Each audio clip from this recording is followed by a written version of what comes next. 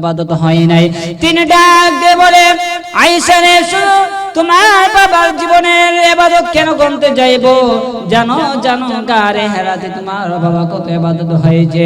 এক রাতে অবস্থান যে গারে হেরাতে অবস্থান করেছিল, আর আমার জন্য প্রহরী গণেছিল। এই প্রহরী গণার দ্বারা তো ইবাদত হইল রে, এত ইবাদত হইল। তোমার বাবা এক রাত জাগ্রত ইবাদত আকাশের নক্ষত্রে হার মানি দিয়েছে। সুবহানাল্লাহ। এই জন্য প্যারা হাজিরিন, আল্লাহর নবীর মহব্বত থাকতে হবে কিনা? নবীজির মহব্বত থাকতে হবে, তার মডেল থাকতে হবে, সাহাবায়ে কেরামের নবীর মহব্বত থাকতে হবে। নবীজির মহব্বত অনুযায়ী, নবীজির তরিকা অনুযায়ী যখন ইবাদত করবেন, ওই ইবাদতটা আল্লাহর দরবারে বড় কবুল হয়ে যাবে। বিশ্ব নবী রাহমাতুল লিল আলামিন রাহমাতুল্লাহি ওয়া বারাকাতুহু। আলহামদুলিল্লাহ الحمد لله نحمده ونستعينه ونستغفره ونؤمن به ونتوكل عليه ونعوذ بالله من شرور أنفسنا ومن سيئات أعمالنا من يهده الله فلا مضل له ومن يضلله فلا هادي له ونشهد أن لا إله إلا الله وحده لا شريك له ونشهد أن سيدنا ومولانا محمدا عبده ورسوله الذي أرسله بالحق بشيرا ونذيرا وداعيا إلى الله بإذنه وسراجا منيرا. أما بعد فقد قال الله تعالى في كلامه المجيد وفي فرقانه الحميد. أعوذ بالله من الشيطان الرجيم. بسم الله الرحمن الرحيم. قل إن كنتم تحبون الله فاتبعوني يحببكم الله ويغفر لكم ذنوبكم والله غفور رحيم. وقال النبي صلى الله عليه وسلم من تمسك بسنتي عند فساد أمتي فله أجر 100 شهيد أو كما قال النبي عليه الصلاة والسلام. اللهم صل على محمد وعلى آل محمد كما صليت على إبراهيم وعلى آل إبراهيم إنك حميد مجيد. اللهم بارك على محمد وعلى آل محمد كما باركت على إبراهيم وعلى آل إبراهيم إنك حميد مجيد. رہے میرے مسکن حوالے کعبہ بنے میرے مدفن دیار مدینہ بلغ العلا بکمالہ کشف الدجى بجمالہ حسنت جميع خصاله صلوا عليه وآله. আলহামদুলিল্লাহ। ঐতিহ্যবাহী আল জামিয়া কারিমিয়া মাদ্রাসা কর্তৃক আয়োজিত আজকের সে মাহফিলের সম্মানিত সভাপতি সাহেব, মুহতারাম হযরত উলামায়ে কেরাম, বিরাদারানে ইসলাম, সম্মানিত সুধী সমাজ, মহান রব্বুল আলামিনের কাছে অসংখ্য শুকর আর সুজুদ যে আল্লাহ রব্বুল আলামিন আমাদেরকে বাছাই করে, যাচাই করে, নির্বাচিত করে আল্লাহ তাআলা আমাদেরকে কবুল করে সেই জায়গার একটি পবিত্র স্থানে আসার বসার তৌফিক দান করেছে, এই জন্য সকলে বলে আলহামদুলিল্লাহ। মেরে ভাই দোস্ত বুজুর্গ, আল্লাহ রাব্বুল আলামিন কুরআনুল কারীমের মধ্যে ইরশাদ করেছেন, কুল ইন কুনতুম তুহিব্বুনাল্লাহ, হে নবী আপনি বলে দেন যারা আমি আল্লাহকে মহব্বত করতে চাই, আমি আল্লাহকে ভালোবাসতে চাই, আমি আল্লাহকে পেতে চাই, অবশ্যই তারা যেন আপনার অনুসরণ আর অনুকরণ করে। আল্লাহ রাব্বুল আলামিন নবীকে অনুসরণের কথা বলেছেন, নবীকে ফলো করার কথা বলেছেন। এদিকে খেয়াল করে অনেক মানুষ আছে আল্লাহর হুকুম ছাড়তে পারে কিন্তু নবীর গান ছাড়তে পারে না। আল্লাহ তাআলার হুকুম পালন করা তরিকাটা অবলম্বন করতে হবে রাসূলুল্লাহর তরিকা, কিন্তু নিজের মন গড়া ইবাদত করবা। আল্লাহ রাব্বুল আলামিন বলে তোমরা ইবাদত করতে গিয়ে তোমরা কোন সিস্টেম ইবাদত করবা, সেই সিস্টেম বাতলানোর জন্য, সেই সিস্টেম বলার জন্য আল্লাহ রাব্বুল আলামিন আমাদের নবীকে প্রেরণ করেছেন। প্রিয় হাজিরিন, এই যে আমাদের নবীকে প্রেরণ করেছে আল্লাহ রাব্বুল আলামিন বুঝাইতে চাইলেন একটা, আর আমাদের সমাজে আরেকটা লোক মানুষে বুঝতে চায়, আরেকটা সিস্টেম বুঝতে চায়। তারা আবার এরকম গান গায়, সব বলিব কিন্তু নবী তোমায় বলতে পারি না। এ কথার দ্বারা কি ব্যাখ্যা হয় যে আল্লাহ তোমাকে বলতে পারি কিন্তু তোমার নবীর কামলাওয়ালাকে বলতে পারি না, ওইটাও ভ্রান্ত। সঠিক দল কোনটা? ইবাদত করতে হবে আল্লাহ রাব্বুল আলামিনের, আর তরিকা অবলম্বন করতে হবে রাসূলুল্লাহর। এই তরিকাটা যারা অবলম্বন করবে তারাই হবে আহলে সুন্নাত ওয়াল জামাত। আহলে সুন্নাত ওয়াল জামাতের ব্যাপারে আল্লাহর নবী বলেছে, ইয়াউমা তাবিয়াদ্দু ওয়ুজুহু ওয়া তাসওয়াদ্দু ওয়ুজুহ, হাসরের ময়দানে একটা দল হবে যেই দলটা তাদের চেহারা, তাদের হাতগুলো চমকাইতে থাকবে। এই কথা শুনে বিশ্ব নবী রাহমাতুল লিল আলামিনের কথা শুনে সাহাবায়ে কেরাম বলল, ইয়া রাসূলুল্লাহ, ইয়া হাবিবাল্লাহ, ওই নাজাত প্রাপ্ত দলটার নাম কি? নবী গো, ওই নাজাত প্রাপ্ত দলটার নাম কি হবে? ইয়া রাসূলুল্লাহ, ইয়া হাবিবাল্লাহ, ওই নাজাত প্রাপ্ত দলটার নাম জানতে চাই। আল্লাহর নবী বলে, ওই দলটা হবে আহলে সুন্নাত ওয়াল জামাত। এই দলটা হবে আহলে সুন্নাত ওয়াল জামাত। এই জন্য প্রিয় হাজিরিন, আহলে সুন্নাত ওয়াল জামাতের অন্তর্ভুক্ত হতে হবে। আল্লাহর নবী বলে, হাসরের ময়দানে আমার উম্মতদেরকে আমি দেখে দেখে জান্নাতে নিয়ে যাব।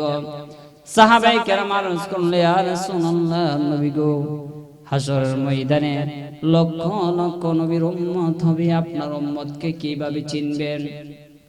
আল্লাহর নবী বলে, আমি চিনার একটা উপায় থাকবে, তাদের চেহারা, তাদের হাতগুলো, তাদের পাগুলো, তাদের চেহারাগুলো চমকাইতে থাকবে, তাদের চেহারাগুলো চমকাইতে থাকবে। আমি আল্লাহ রাব্বুল আলামিন বলেন, এই যে তার আহলে সুন্নাত ওয়াল জামাত হবে সাহাবায়ে কেরাম, তার প্রশ্নের জবাবে আল্লাহর নবী বলে, সাহাবায়ে কেরাম শোনো, ওই যে দলটা হবে তাদের হাত আর পা গুলো চমকাইতে থাকবে। হাসর ময়দানে আমার উম্মতদেরকে কিভাবে আমি চিনব? কাদের তাদের হাত গুলো চমকাইতে থাকবে, তাদের পা গুলো চমকাইতে থাকবে, চেহারা গুলো চমকাইতে থাকবে। এরকম চমকানি দেখে দেখে আমি নবী আমার উম্মতদেরকে দেখে দেখে জান্নাতে নিয়ে যাব। শুধু তাই না, নবীজি বলেন, উদাহরণ এক্সাম্পল দিয়ে বলে, হাজারো যদি গুণা থাকে, এক পাল গুণা থাকে, হাজার হাজার গুণা থাকে, এর মধ্যে তো একটা চান কপাইনা গুণা থাকে, ওই গুণাটা চিনতে তোমরা ভুল করবা কিনা? সাহাবায়ে কেরাম বলে, ইয়া রাসূলুল্লাহ, ওই রকম একটি গুণাকে আমরা দেখতে কিভাবে ভুল করব? কারণ সমস্ত গোড়া সিস্টেম হবে কার? ওই চান কপাইনা গোড়াটাতে এমনি ব্যবধান থাকবে। নবীজি বলে, তাহলে শোনো, এরকম ভাবে যেমন একটা চমকানো একটা কালার হয়ে যাবে, আমি আমার উম্মতদেরকে এমন চমকানো কালার, তাদের চেহারার হাতগুলো চমকাইতে থাকবে, আমি সেই অঙ্গগুলো চমকানো দেখে দেখে আমি বুঝবো আমার উম্মত ছাড়া এরকম শানার কারো হতে পারে না। এর জন্য প্রিয় হাজিরিন, আল্লাহ রাব্বুল আলামিনের সে ইবাদত করতে হলে তরিকাটা করতে হবে আমার নবীর তরিকা, আমার নবীর শেষ তরিকা অনুযায়ী যখন কোনো মানুষ ইবাদত করবে ওই ইবাদতটা আমার আল্লাহর দরবারে বড় মকবুল হয়ে যাবে, আমার আল্লাহর দরবারে কবুল হয়ে যাবে। ওই ইবাদতটা দেখে দেখে আমার নবী বলে ওই দলটা হবে আহলে সুন্নাত ওয়াল জামাত, ওই দলটাকে আমি জান্নাতের জন্য ঘোষণা দিয়েছি। এই জন্য ভাই এই দলটা কিভাবে চিনবেন, ওই দলটাকে কিভাবে চিনবেন? ওই দলটা এক এক জমানায় এক এক নাম ধারণ করেছে, কিন্তু আহলে সুন্নাত ওয়াল জামাত নামটাই থাকবে। দেখবেন আহলে সুন্নাত ওয়াল জামাত নাম থাকে, আবার ওইটা আবার আলিয়া, ওইটা আবার কমিয়া, এরকম পরিচয় হবে না, পরিচয় হবে আহলে সুন্নাত ওয়াল জামাত। এই জন্য প্যারা হাজিরিন, আমার নবীর তরিকা অবলম্বন করতে হবে, আমার নবীর সুন্নতের অনুসরণ করতে হবে। আমার নবীর তরিকা অবলম্বন যখন করবে, আমার নবীর তরিকা অনুযায়ী যখন ইবাদত করবে, ওই ইবাদতটা আল্লাহর কাছে বড় মাকবুল হয়ে যাবে, আল্লাহর কাছে বড় মাকবুল হয়ে যাবে, আল্লাহর কাছে বড় কবুল হয়ে যাবে। আল্লাহর নবী বলে এরকম দল দেখে দেখে আমি আমার উম্মতদেরকে আমি জান্নাতে নিয়ে যাব। এরকম যখন তরিকা পাইব, এই তরিকা দেখে দেখে, কারণ আল্লাহর নবী বলে আমি কিভাবে খাইতাম, তারা খাওয়ানটা আমাকে ফলো করে এভাবে খাওয়ার চেষ্টা করতো, কিভাবে চলতো এরকম ভাবে দেখে দেখে তারা চলতো, কিভাবে আমি ঘুমাইতাম এমন আদর্শ তারা গ্রহণ করত। যদি এরকম আদর্শ গ্রহণ করে, এরকম আদর্শ গ্রহণ করার ফলে দেখবেন ওই দলটা কোনো সময় ভ্রান্ত হবে না, ওই দলটার নাম হবে আহলে সুন্নাত ওয়াল জামাত। এই জন্য প্যারা হাজিরিন, এই দলটা হবে আহলে সুন্নাত ওয়াল জামাত। এই দলটা যে অনুসরণ করবে, এই দলটা যদি অনুসরণ করে আল্লাহর নবীর উম্মত হতে পারে আর আল্লাহর সঠিক বান্দা হতে পারে, তাহলে অবশ্যই অবশ্যই সাহাবায়ে কেরাম যেমন নাজাত পেয়েছিল, আমরা সেই নাজাত প্রাপ্ত দল হয়ে যাব। সাহাবায়ে কেরাম যেমন নবীর আদর্শের আদর্শিক হয়ে বেলালে হাবশী হওয়ার পরেও আল্লাহর দরবার যেমন কবুল হয়েছিল, এরকম ভাবে হযরত আবু বকর, হযরত ওমর, হযরত ওসমান এরকম লোক হওয়ার পরেও যখন নবীর আদর্শের ভিতরে গণ্ডের ভিতরে আসলো, তখন দেখা গেছে তারা ওই রকম গণ্ডের ভিতরে আসার কারণে তারা বড় দামি হয়ে গেছে।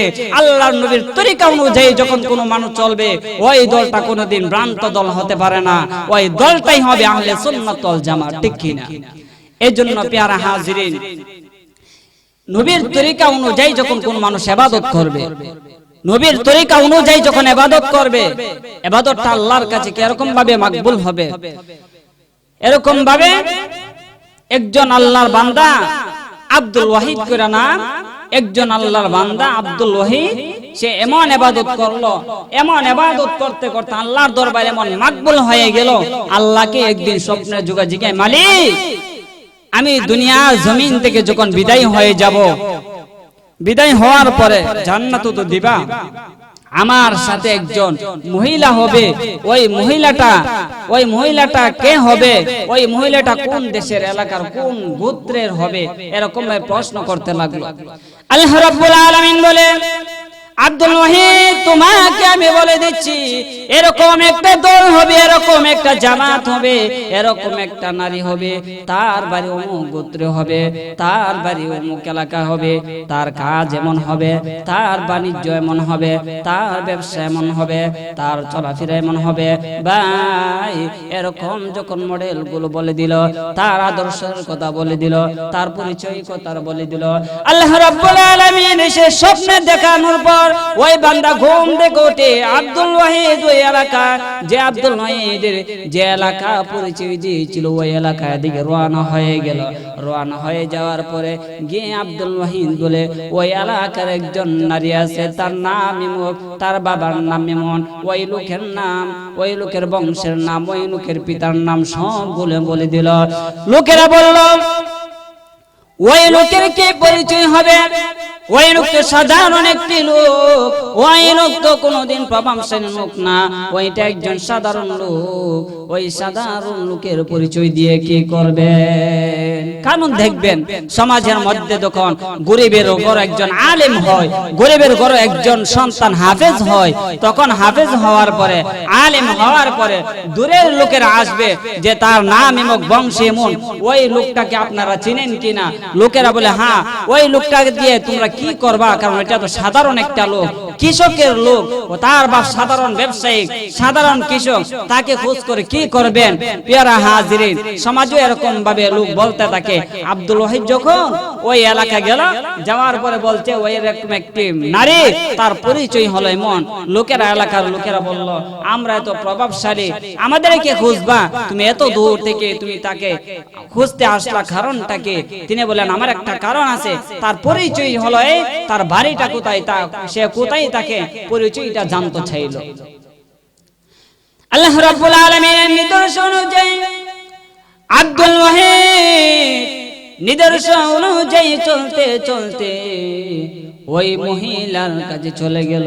মহিলার কাছে যখন গেল, গিয়ে দেখে ওই মহিলা পাহাড় অঞ্চলের মধ্যে বকরি চড়ায়, পাহাড় অঞ্চলের মধ্যে বকরি চড়ায়। বকরি চড়ানো শুধু থাই না, বকরি চড়ানো অবস্থায় বকরি চড়াইতাছে। আর ওই মাইমুনা রাদিয়াল্লাহু তাআলা আল্লাহর বড় পেয়ারা বান্দা ছিল, নামাজের মধ্যে দাঁড়ায় গেল, নামাজের মধ্যে দাঁড়াইলো।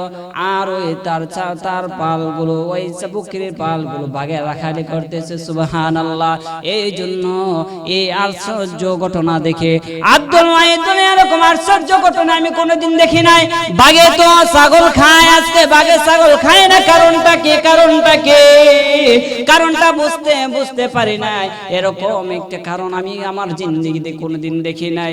ওই লোকটা যখন বলল এমন কারণ আমি আশ্চর্য কোনোদিন দেখি নাই, শুধু তা না, মাইমুনা রাদিয়াল্লাহু তাআলা আনহা নামাজের সালাম ফিরানোর পরে এমনি করে ডাক দিল, আসসালাতু ওয়াসসালামু আলাইকা ইয়া আব্দুল ওয়াহিদ। হে আব্দুল ওয়াহিদ, তোমাকে আমি সালাম বর্ষণ করলাম, আসসালামু আলাইকুম। এরকম ভাবে যখন সালাম দিয়ে দিল, সালাম দেওয়ার পরে আব্দুল ওয়াহিদ বলে কি আশ্চর্য ঘটনা শুনবো। আশ্চর্য ঘটনা, আরো বড় ঘটনা ঘটেছে। বাঘে ছাগল রাখালে করে তাদের সাধারণ ঘটনা হতে পারে। ওই মহিলাটা আমার নাম জানলো, কি তার পরিচয়, আমার সব পরিচয় গুলি সে বলে দিল। শুধু তাই না, পরিচয় দিতে গিয়ে বলে ও আব্দুল ওয়াহিদ, তুমি গত রাত্রে বলো নাই আল্লাহ রাব্বুল আলামিন কে? ও মালিক, তুমি গত রাত্রে বলো নাই ও মালিক জান্নাতে যে রমণীকে আমার সঙ্গে বানাইবা, ওই জান্নাতে রমণীর পরিচয়টা জানতে চেয়েছিলে কিনা? আব্দুল ওয়াহিদ বলে হ্যাঁ, আমি জানতে চেয়েছিলাম। তবে এরকম ভাবে আশ্চর্য ঘটনা একের পর এক খুলতে লাগলো। কারণটা কি?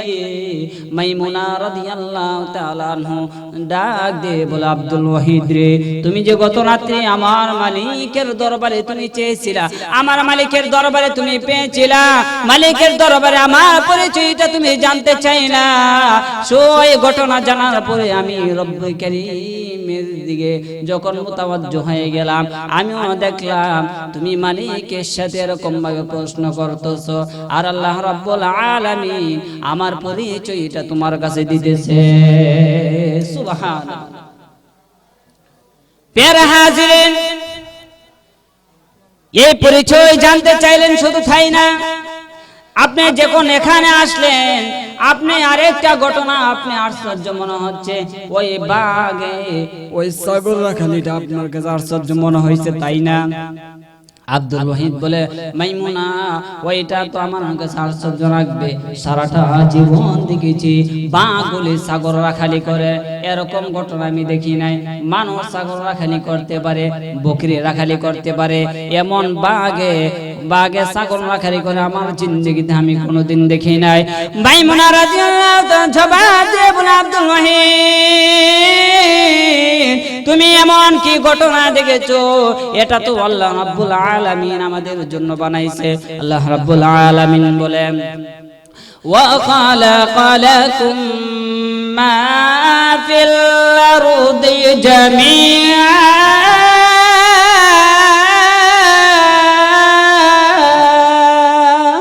এরকম ভাবে আল্লাহ রাব্বুল আলামিন বলে গোটা পৃথিবী গোটা দুনিয়া আমাদের জন্য বানাইছে, তুমি আব্দুল ওয়াহিদ আশ্চর্য হওয়ার কি আছে? সুবহানাল্লাহ। আব্দুল ওয়াহিদ বলে ভাই বোন এরকম আশ্চর্য ঘটনা তো আল্লাহ আমাদের জন্য বানাইছে, তবে বাঘ কেন আমাদেরকে খায়? মাইমুনা ডাক দিয়ে বলে বাঘ আমাদেরকে খাওয়ার কারণটা হইল আমাদেরকে বানাইছে আল্লাহ রাব্বুল আলামিন আল্লাহর ইবাদত করার জন্য, আর নবীর তরিকা অনুযায়ী চলার জন্য, নবীর তরিকা বাতলানো তরিকা ইবাদত করার জন্য। আমার মালিকের যারা আমার মালিকের ইবাদত করবে রে, আমার মালিকের ইবাদত যারা করবে তারা কোনোদিন ধ্বংস হবে না। আমার নবীর তরিকা অনুযায়ী যখন ইবাদত করবে ওই ইবাদতের দ্বারা কোনোদিন পথভ্রষ্ট হবে না। ওই লোকটা যখন আহলে সুন্নাত ওয়াল জামাত হয়ে যাবে, ওই লোকটা যখন আহলে সুন্নাত ওয়াল জামাত হয়ে যাবে, আপনি বলতেছেন বাঘ, শুধু বাঘ না, এরকম ভাবে ঘন্টের বিবি লেখা তাই না, সমস্ত প্রাণী বাঘ বিচ্ছু সবগুলো ওই মালিকের ইবাদত করার দ্বারা সমস্ত প্রাণীগুলো তার খাদেম হয়ে যাবে, তার খাদেম হয়ে যাবে। সুবহানাল্লাহ। এই যে প্যারা হাজিরিন তার খাদেম হয়ে যাবে। মাইমুনা ডাক দিয়ে বলে আব্দুল ওয়াহিদ শুনো শুনো, ওই বাবাকে আমাদের গোলামি করার জন্য বানাইছে, আমাদেরকে খাইবে কেন? আমাদেরকে ধ্বংস করবেন কেন? কারণ আমাদের জন্য ভাগ বানাইছে, আমাদের জন্য সাপ বানাইছে, আমাদের জন্য বিচ্ছু বানাইছে, আমাদেরকে খাইবে কি করে? আমাদের জন্য বানাইছে, আমাদেরকে খাইতে পারে না। হ্যাঁ, এক শ্রেণীর লোককে তারা খাইবে যারা নবীর তরিকা অনুযায়ী আমার মালিকের ইবাদত না করবে, তাদেরকে সাপ বাঘগুলো বিচ্ছুগুলো ধ্বংস করে দিবে। শুধু তাই না, মানুষ মানুষকে হত্যা করে দিবে। এরকম ভাবে যখন মালিকের ইবাদত করবে না, মালিকের ইবাদত না করার দ্বারা ওই মানুষটা কোনোদিন নাজাত পাইতে পারে না। প্যারা হাজিরিন, মালিকের দাসত্ব করতে হবে, সমস্ত প্রাণীকে বানাইছে মালিকের দাসত্ব করতে হবে, সমস্ত প্রাণীকে বানাইছে আমাদের গোলামি আর আমাদের সেবা করার জন্য, আর আমাদেরকে বানাইছে মালিকের ইবাদত করার জন্য। একজন লোক বসে বসে চিন্তা করলো, এই যে বাথরুমের পোকাটা কেন বানাইলো? বসে বসে বড় চিন্তা, বাথরুমের পোকাটা কেন বানাইলো? লোক বড় চিন্তা করতে করতে হঠাৎ একদিন ওই লোকের চোখগুলো অন্ধ হয়ে গেছে। লোকের চোখগুলো অন্ধ হয়ে গিয়েছিল।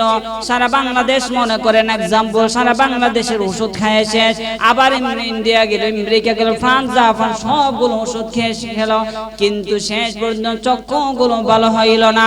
শুধু চক্ষু ভালো হইল না, শুধু থানা চক্ষু ভালো না হওয়ার পরে ওই লোকটা একটা কবিরাজের কাছে গেল। ডাক্তার শেষ কবিরাজ ধরলাম। কবিরাজ বলে ভাই তোমার ওই চক্ষুটা একটা কারণে, তোমার একটা সমস্যা আছে, ওই সমস্যার রোগে ওই সমস্যার ওষুধ আমার কাছে আছে। লোকটা ডাক দিয়ে বলে ওই কারণটা কি ভাই? ওই কারণটা কি জানতে চাই? ওই কারণটা কি হতে পারে? আমার চক্ষু কিসের দ্বারা ভালো হবে? যেরকম ভাবে ওষুধ আমি ওই রকম ওষুধ আমি সেবন করতে রাজি। ওই লোকটা বলে কোনো সমস্যা নাই, আগামীকাল আসবা, তোমার জন্য ওষুধের জন্য আমি ব্যবস্থা করে রেখে দিয়েছি।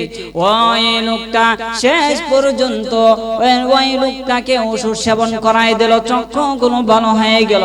ওই লোকটা ডাক দিয়ে বলে ভাই বুঝতে পারি না সমস্ত ডাক্তারগুলো সব ওষুধগুলো খেয়ে ফেললাম, কিন্তু কিরকম একটি আশ্চর্য ঘটনা, তুমি একদিন ওষুধ মাত্র দিলা, দেওয়ার পর আমার চক্ষুটা ভালো হয়ে গেল। সুবহানাল্লাহ, আমার চক্ষুটা ভালো হয়ে গেল, তুমি কি ওষুধ সেবন করলা? লোকটা ডাক দিয়ে বলে বেশি একটা ওষুধ সেবন করে না, তবে বাথরুমের পোকাটা আমি টানলাম, তেলে আমি ছাই করলাম, ওই ছাই দিয়ে তোমার চক্ষু যখন লাগিয়ে দিয়েছি, তোমার চক্ষু গোল ভালো হয়ে গেছে। লোকটা সেজদায় পড়ে মালিকের ইবাদত করতে শুরু করে দিল। আল্লাহ ও মালিক, আমি বুঝতে পেরেছি বাথরুমের পোকাটাও আমাদের উপকারের জন্য বানাইছো। আমি বুঝতাম না, বুঝার জন্য মালিক এরকম একটি ব্যবস্থা করে দিয়েছে। সুবহানাল্লাহ। প্যারা হাজিরিন, আল্লাহ সবগুলো যেটা যেখানে ফিট করা সবগুলো সুন্দর করে সাজিয়ে দিয়েছে। সবগুলো সুন্দর করে ফিটিং করে সাজিয়ে দিয়েছে আমার আল্লাহ। আমার আল্লাহ যখন ওইগুলো ফিটিং করে সাজিয়ে দিয়েছে, আল্লাহর কৃতজ্ঞ যখন বান্দা শুকরিয়া আদায় করবে না, নিজের মন গড়া কিছু কথা বানিয়ে নেবে, নিজে মন গড়া কিছু কথা যখন জেনে নেবে, আর আল্লাহ সৃষ্টিকে সে ভুল ধরতে যাইবে, দেখবে শেষ পর্যন্ত ওই লোকটাই তার ভিতরে যে ভুল আছে প্রমাণ হয়ে যাবে। প্যারা হাজিরিন, যে কথা বলতেছিলাম, আরেক লোক বসে বসে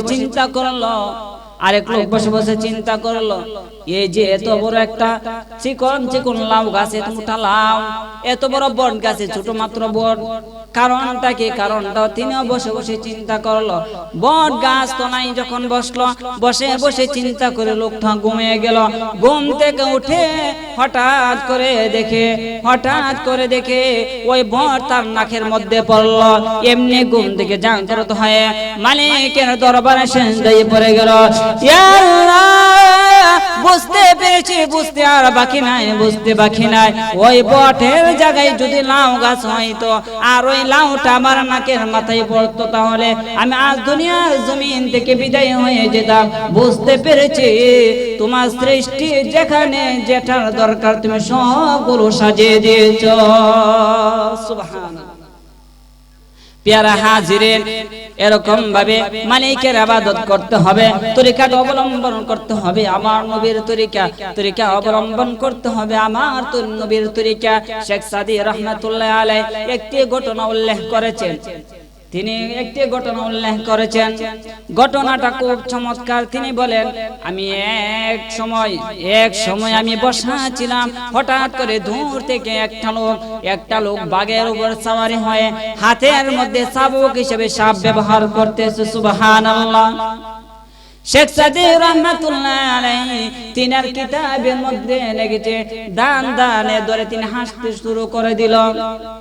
হাসতেছে মুস্কি হাসতে যুবকটা শেখ সাদী রাহমাতুল্লাহ আলাইহির কাছে চলে আসলো। শেখ সাদী রাহমাতুল্লাহ আলাইহির কাছে যখন চলে আসলো, শেখ সাদী রাহমাতুল্লাহ আলাইহির কাছে চলে আসার পরে লোকটাকে জিজ্ঞাসা করলো, শেখ সাদী ভাই, তুমি এরকম আশ্চর্য ঘটনা তুমি আমাকে দেখাই দিয়েছ, আমি কোনদিন এমন আশ্চর্য ঘটনা দেখি না। কি ঘটনা? ঘটনাটা কি? ঘটনাটা হইল, সাপের উপর, আবার সাপকে মানুষের লাঠি ব্যবহার করে নাকি, আবার বাঘের উপরে সওয়ারি হয় নাকি, এমন আশ্চর্য ঘটনা, তো অদ্ভুত ঘটনা আমি দেখলাম। ওই লোকটা ডাক দিয়ে বলে, শেখ সাদী, তুমি জেনে রাখো, আল্লাহ রাব্বুল আলামিন আমাদেরকে বানাইছে আল্লাহর ইবাদত করার জন্য। তরিকার অবলম্বন করতে হবে পয়গম্বরী তরিকা। এমন তরিকা অবলম্বন যখন করবার মুমিন, এমন তরিকা অবলম্বন যখন করবা, ওই তরিকা অবলম্বন আমি আল্লাহকে তোমরা পেয়ে যাইবা, আমি আল্লাহকে তোমরা রাজি করতে পারবা, আমি আল্লাহকে খুশি করতে পারবা। ও শেখ সাদী, শুনো, আমি একজনের ইবাদত করি, তিনি হলেন কে? তিনি হলেন আমাদের রব, তিনি হলেন আমাদের আল্লাহ। আমরা যখন আল্লাহর ইবাদত করি, সাপ আর বিচ্ছু আর বানর কেন, তামাম কায়নাতের ভিতরে কোন জিনিস আমাদেরকে ধ্বংস করতে পারবে না। সুবহানাল্লাহ। তামাম কায়নাতের ভিতরে সৃষ্টি যার, হুকুম চলে তার। ইনিল হুকমু ইল্লা লিল্লাহ, হুকুম কেবল মাত্র চলে আমার আল্লাহর। হুকুম যখন আল্লাহর চলে, সৃষ্টি তো আল্লাহ, তো আল্লাহর সৃষ্টি আল্লাহ যেরকম ভাবে করে দিবে, ওই রকম ভাবে যদি মুমিন করতে পারো, সাপ আর বাচ্চা গুলো তোমাদেরকে ধ্বংস করবে, দূরের কথা তোমাদের গোলামি করে শেষ করতে পারবে না, তোমাদের গোলামি করবে। আর তোমরা এই গোলামি তোমাদের জন্য, তোমাদের সেবন করার জন্য, আর তোমাদেরকে বানাইছে আমি মালিকের ইবাদত করার জন্য। সুবহানাল্লাহ কইবেন না? সুবহানাল্লাহ। আল্লাহ রাব্বুল আলামিন বলে أفحسبتم أنما خلقناكم ما في الأرض جميعا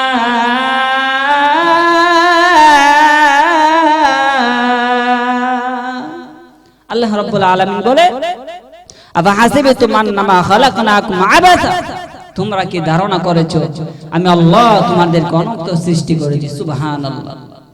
আল্লাহ রাব্বুল আলামিন বলে তোমাদেরকে আমি আল্লাহ অনর্থক সৃষ্টি করে নাই, একটা কাজের জন্য সৃষ্টি করেছি।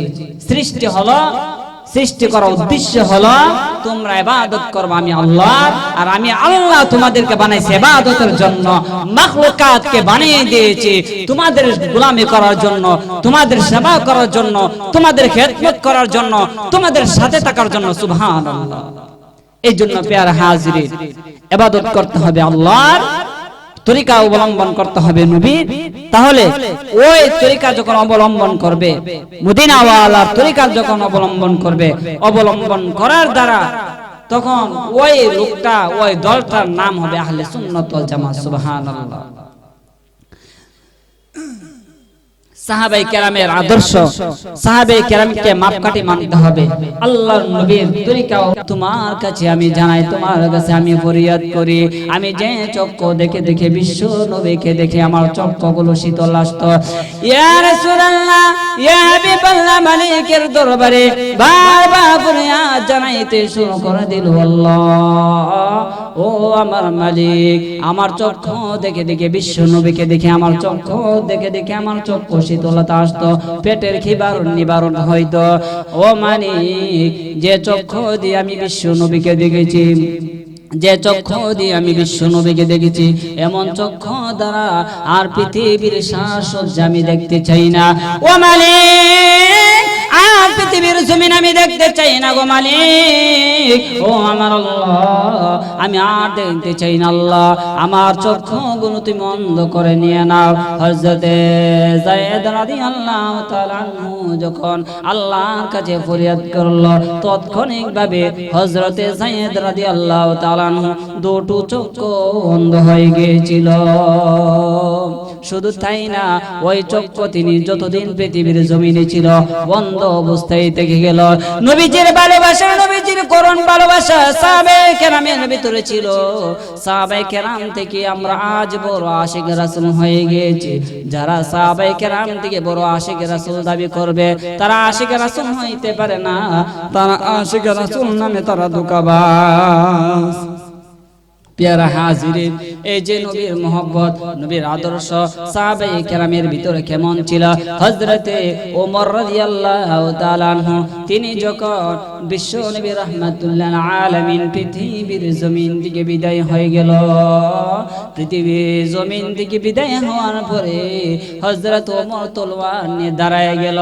কে বলে রে, কে বলে বিশ্ব নবী দুনিয়া থেকে বিদায় হয়ে গেছে, মানে বিশ্ব নবী দুনিয়া থেকে বিদায় হয়ে গেছে, এমন বেতার কষ্টের কথা কোনদিন মক্কার মানুষ বলতে পারবে না। এমন কষ্টের কথা কোনদিন মক্কার মানুষ বলতে পারবে না। হযরতে আবু বকর, নবীজির মহব্বত কেমন ছিল, সাহাবায়ে কেরামের ভিতরে নবীজির মহব্বত কেমন ছিল। হযরতে আবু বকর সিদ্দিক রাদিয়াল্লাহু তাআলা আনহু মক্কা থেকে মদিনায় হিজরত করার জন্য আল্লাহর কাছে ফরিয়াদ জানাইলো। মক্কা থেকে মদিনা যাওয়ার জন্য আমার আল্লাহ নবীকে আদেশ দিল। আর নবী হযরত আবু বকরকে বলল, আবু বকর, আমি তো মক্কা থেকে হিজরত করে মদিনায় চলে যাব। শেষ ঘটনা, আমি মক্কা থেকে হিজরত করে মদিনা চলে যাব, তুমি আমার সাথে হিজরতের সাথী হইবা। আচ্ছা ঠিক আছে, তাহলে হিজরতের সাথী কবে হব? নবীজি ডিসিশন নেন নাই, নবীজি সিদ্ধান্ত নেন নাই।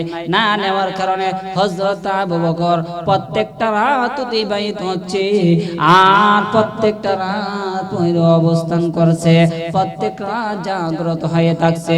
বিশ্ব নবী রাহমাতুল্লাহ আলামিনের মহব্বত এমন ছিল, এমন ছিল রে, মহব্বত এমন ছিল। আল্লাহর নবী একদিন হঠাৎ করে হযরত আবু বকরের দরজায় ক্লক করলো, টুনটুনি দিল, দেওয়ার সাথে সাথে হযরত আবু বকর বলল, লাব্বাইক আসসালামু আলাইকা ইয়া রাসূলুল্লাহ। নবী গো, আমি তো উপস্থিত আছি। বিশ্ব নবী রাহমাতুল লিল আলামিন এমনি করে ডাক দিয়ে বলেন, বিশ্ব নবী রাহমাতুল লিল আলামিন ডাক দিয়ে বলে, আবু বকর তুমি কি ঘুমাও না? তুমি কি ঘুমাও না? তোমার অবস্থায় বোঝা যায় তুমি ঘুমাও না, কারণ ঘুমায়া থাকলে তুমি এত তাড়াতাড়ি তুমি ওঠা তোমার পক্ষে সম্ভব ছিল না। রাত গভীর হয়ে গেল, তুমি কিরকম ভাবে রে তুমি ডাক দিতে দেরি হইল, তুমি জবাব দিতে দেরি হইল না। আবু বকর বলবা কারণটা কি? তুমি কি কারণে তুমি ঘুমাও না? তিনি ডাক দিয়ে বলে, নবী গো, আমি শুধু ঘুমাই না এরকম না, আমি ঘুমাই না আপনার রাতের প্রহরে গুনে আপনার হিজরতের সাথী হব। আপনি আমাকে বলেছেন, আমাকে সিদ্ধান্ত দেন নাই কোন দিন আপনি হিজরত করবেন। এই জন্য নবী গো, সিদ্ধান্ত না দেওয়ার কারণে আমি শেষ পর্যন্ত বললাম। আর হঠাৎ করে যদি বিশ্ব নবী আমার দরবারে চলে আসে, আর আসার পরে আমি আবু বকরকে না পাই, এক ডাকের পরিবর্তে যদি দুই ডাক দেওয়া লাগতো, তাহলে নবী গো, হাসরের ময়দানে আপনার এই কষ্টটাতে যদি আমাকে জাহান্নামের যাওয়ার কারণ হইতে পারে, আর আপনারকে কষ্ট দেওয়ার কারণে আমার আল্লাহ নারাজ হতে পারে, আপনি নারাজ হতে পারেন। বিশ্ব নবী রাহমাতুল লিল আলামিন চোখের পানিগুলো জনজর করে দিয়ে কান্দে শুরু করে দিল। নবীজি কারো কষ্টের কথা শুনে দিলেন, ইয়া রাসূলুল্লাহ, ইয়া হাবিবাল্লাহ, ওই রাত ধরে আমি আবু বকর 6টি মাস অতিবাহিত হয়ে গিয়েছে, ওই 6 মাস যাব আমি আবু বকর এক রাতের জন্য আমি ঘুমাই না। শুধু তাই না নবী গো, আমি যখন এরকম ভাবে হিজরতের কথা আপনার শের শালিকা যখন হযরতে আসমা রাদিয়াল্লাহু তাআলা আনহাকে শোনায় দিলাম, তিনিও ঘুমান না। আমার রাতের মধ্যে, আমার বাড়ির মধ্যে রাতে বহু জিনিস ঘুমাইতে চায়, কিন্তু যখন আপনার হিজরতের কথা শুনলো গো নবী, আপনার হিজরতের কথা শোনার পরে তারাও ঘুমাই না। কবে যে বিশ্ব নবী মদিনা, মক্কা থেকে মদিনা চলে যান, কারণে নবী গো, আমার বাড়ি গাদাটা পর্যন্ত কোনোদিন ঘুমাই না। নবী গো, আপনার ব্যথায় ব্যতীত হইয়া আমি এরকম ভাবে কষ্ট করে দিয়েছি, সমস্যা নাই, আপনার গায়ে হেরার সাথে হব, মদিনায় আপনার সাথে আমি হিজরত করব, এর চেয়ে বড় সৌভাগ্যশীল আর কি হতে পারে? এরকম কথা যখন বলল বিশ্ব নবী রাহমাতুল লিল আলামিন হযরত আবু বকরের জন্য দোয়া করলেন। এক রজনীতে এক সময় হযরতে আয়েশা সিদ্দিকা রাদিয়াল্লাহু তাআলা আনহাকে বলল, আয়েশা রে, জানো এই আকাশের মধ্যে যতগুলো তারকা আছে, এর চেয়ে বেশি ইবাদত কার হতে পারে? এতগুলো সমান ইবাদত কার হতে পারে? তিনি মনে মনে ভাবলেন, মনে হয় আমার পিতা আবু বকরের হতে পারে। এরকম ভাবে ইয়া রাসূলুল্লাহ, তারপর বলেন নাই, বলে আল্লাহু আলামু ওয়া রাসূল, ইবাদত হয় নাই। তিনি ডাক দিয়ে বলে, আয়েশা রে, তোমার বাবার জীবনের ইবাদত কেন করতে যাইবো? জানো গারে হেরাতে তোমার বাবা কত ইবাদত হয়েছে। এক রাতের অবস্থান যে গারে হেরাতে অবস্থান করেছিল, আর আমার জন্য প্রহরী গণেছিল, এই প্রহরী গণার দ্বারা এত ইবাদত হইল রে, এত ইবাদত হইল। তোমার বাবা এক রাত জাগ্রত ইবাদত আকাশের নক্ষত্রে হার মানি দিয়েছে। সুবহানাল্লাহ। এই জন্য প্যারা হাজিরিন, আল্লাহর নবীর মহব্বত থাকতে হবে কিনা? নবীজির মহব্বত থাকতে হবে, তার মডেল থাকতে হবে, সাহাবায়ে কেরামের নবীর মহব্বত থাকতে হবে। নবীজির মহব্বত অনুযায়ী, নবীজির তরিকা অনুযায়ী যখন ইবাদত করবেন, ওই ইবাদতটা আল্লাহর দরবারে বড় কবুল হয়ে যাবে। বিশ্ব নবী রাহমাতুল লিল আলামিন পৃথিবীর জমিন থেকে যখন বিদায় হয়ে গেল, পৃথিবীর জমিন থেকে বিদায় হওয়ার পরে হযরত আবু বকর যে শব্দটা বলেছিল কত কষ্টদায়ক ছিল, ঐতিহাসিকগণ লিখেছেন যে শব্দটা বলেছিল, তিনার শব্দটা কত কষ্টকর ছিল জানো? হযরত আবু বকর তিনার ভিতরে কলঝা পর্যন্ত পুরে চাই হয়ে গিয়েছিল। আলো যখন লাইট, আমরা ছোটকালে দেখতাম কফি ধরাইতো, কফি যখন নিচে ধরাইতো পরে কালো দাগ পরে যাইতো। এখন তো যদিও লাইটের মধ্যে এমন ব্যবস্থা হয় নাই, নিচে যখন কফি ধরায় উপরে কালো দাগ হয়ে যায়। তেমন ভাবে হযরত আবু বকর যখন ঘুমাইতেন আর উপরের দিকে তাকাইতেন, তিনার কলজা পুরা গন্ধ পর্যন্ত প্রভাব বিস্তার করত। আর তিনার সাইমানার মধ্যে এরকম কলজা পুরা দাগ পড়ে গিয়েছিল। কেমন মহব্বত ছিল হযরত আবু বকরের ভিতরে, হযরত উসমানের ভিতরে, হযরত আলীর ভিতরে, হযরত আম্মারের ভিতরে, হযরত খুবাইবের ভিতরে। সুবহানাল্লাহ। এমন মহব্বত আমাদের রাখতে হবে কিনা? এমন মহব্বত আমাদের রাখতে হবে।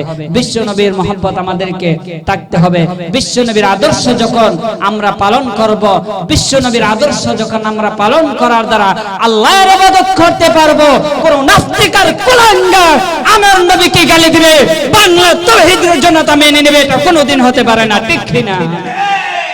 এই জন্য প্যারা হাজিরিন, বিশ্ব নবীকে গালি দেওয়ার পরে যারা তার রক্ত চির দিবে না, তার প্রতিবাদ করবে না, বুঝবে তার ঈমান দুর্বল, তার বেঈমান হয়ে গেছে, ঠিক কিনা?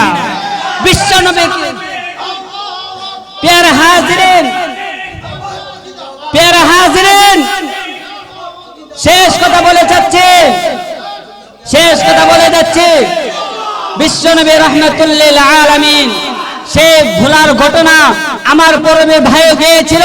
সে ভোলার ঘটনা শুধু না, আমার নবীকে ইজ্জত বিহীন বলবে, আম্মা জান আয়েশা সিদ্দিকাকে ইজ্জত বিহীন বলবে, তাদেরকে ফাঁসির কাস্টে ঝুলানোর দরকার, ঠিক কিনা? প্যারা হাজিরিন, আল্লাহ রাব্বুল আলামিন আমাদের সকলকে নবীর মহব্বত, নবী অনুসরণ, নবীর তরিকা অবলম্বন করার মতো তৌফিক দান করার। ওয়া আখিরি দাওয়ানা আনিল হামদুলিল্লাহি রাব্বিল আলামিন।